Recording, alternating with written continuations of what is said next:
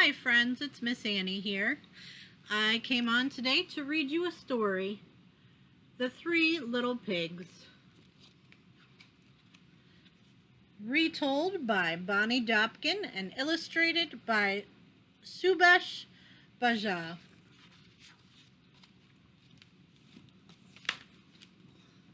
Once upon a time, three little piglets lived in a small, cozy home with their mother. Their names were Porter, Perry, and Parker.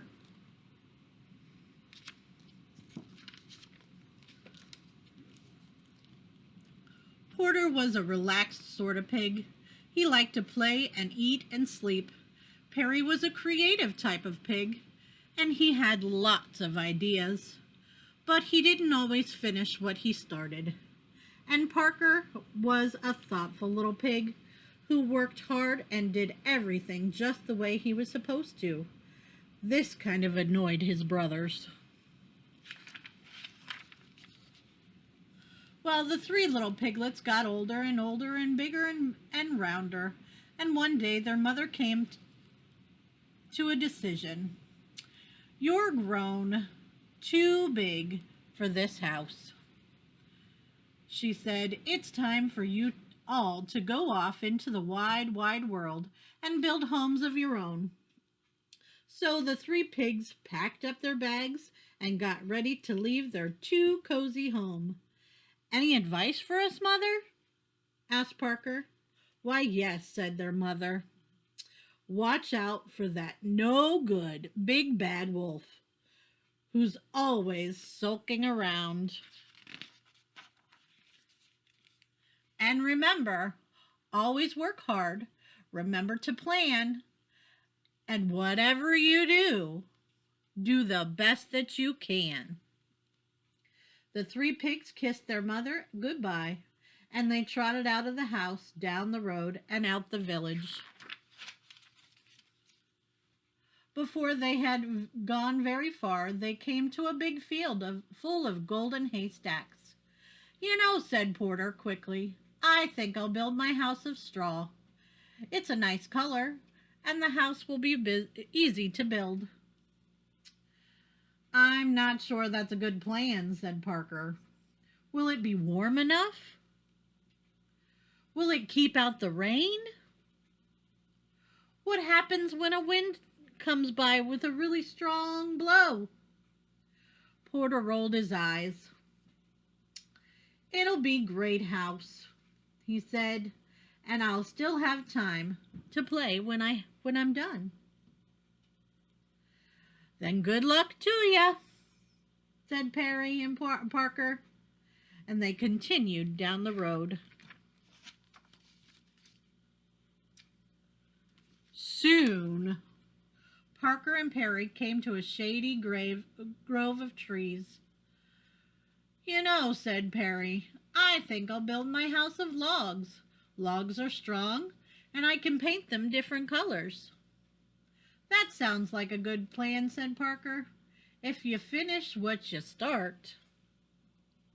I will, said Perry, and he waved as Parker continued down the road.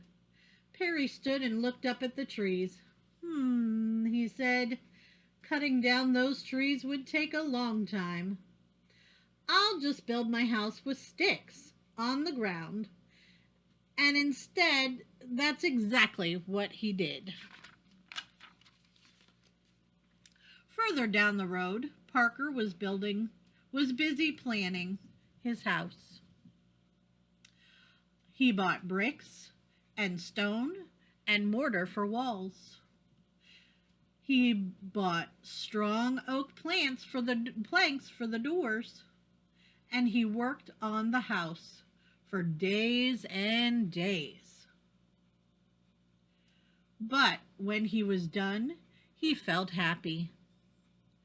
Mother would be proud, he said.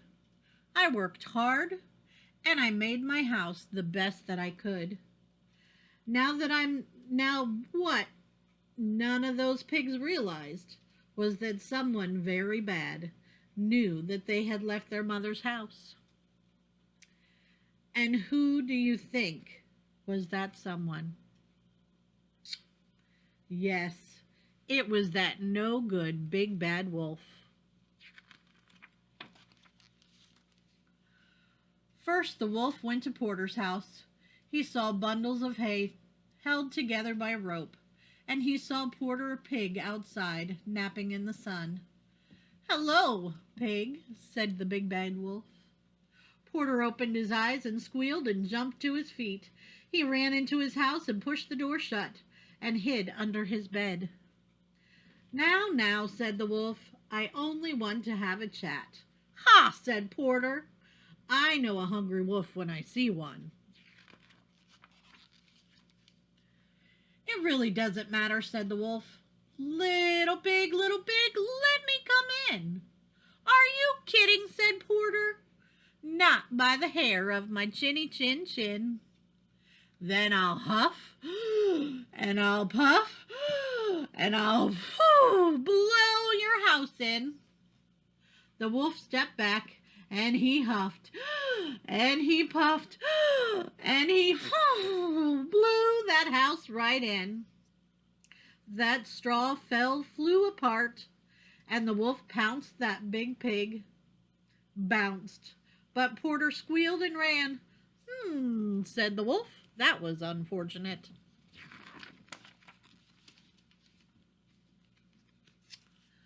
The next day, the wolf decided to try again.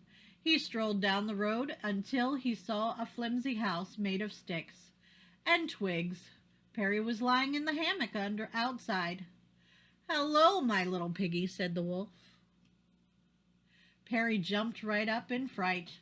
He ran inside his shaky house and pushed a dresser against the door. "Ha!" said the wolf. "Does he really think that's going to help?" He cleared his throat.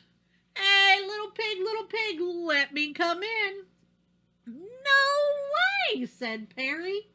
"Not by the hair of my chinny chin chin." Then I'll huff, and I'll puff, and I'll blow your house in. The wolf stepped back. He took 2 huffs, and he took 2 puffs, and he blew with all his might. Sticks and twigs swirled all in the air, and the wolf pounced. That pig bounced, but Perry squealed and ran. "This just won't do," said the wolf.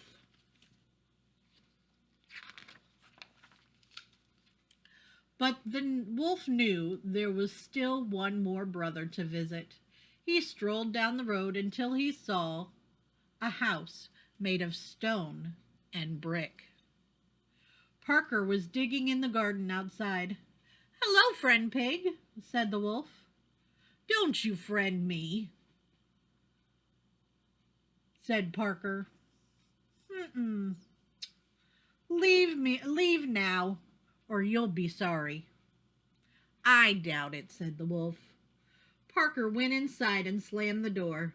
The wolf heard the 3 locks locking, 4 shutters slamming, and he stood back. Little pig, let me come in." Not by the hair of my chinny chin chin." Then I'll huff, and I'll puff, and I'll blow your house in." "Go ahead and try," said Parker. The wolf huffed 3 times, and he puffed 3 times, and he blew with all his might. Nothing happened.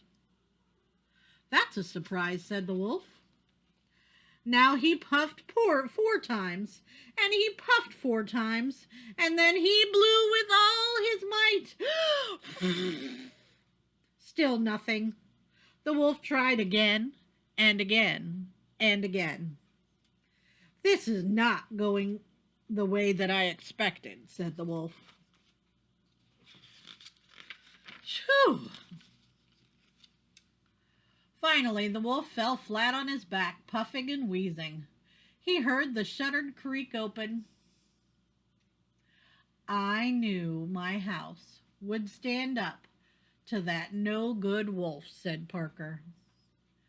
I'm just glad he didn't think about coming down the chimney. And the shutter slammed shut. The chimney, whispered the wolf. Well, he sprung to his feet. Of course I'll try the chimney. He sneaked out to the side of the house. He saw a pile of boxes stacked against a wall. This makes it even easier, he chuckled. He climbed up the boxes. He crept across the roof. And then he jumped into the opening and slid down the chimney.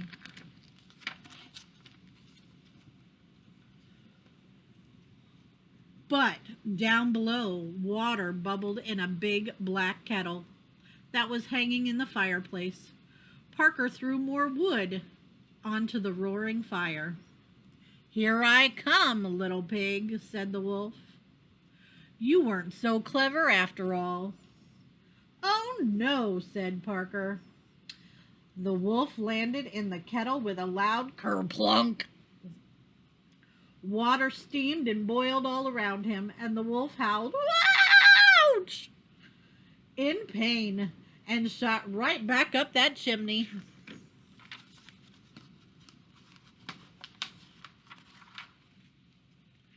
The water had boiled half of his fur off. Oh no, cried the wolf. He was so embarrassed that he left the country, never to be seen again. Porter and Perry moved in with their brother, and they lived happily ever after. I hope you liked my story today, friends. Thank you for joining me. Until next time, bye-bye.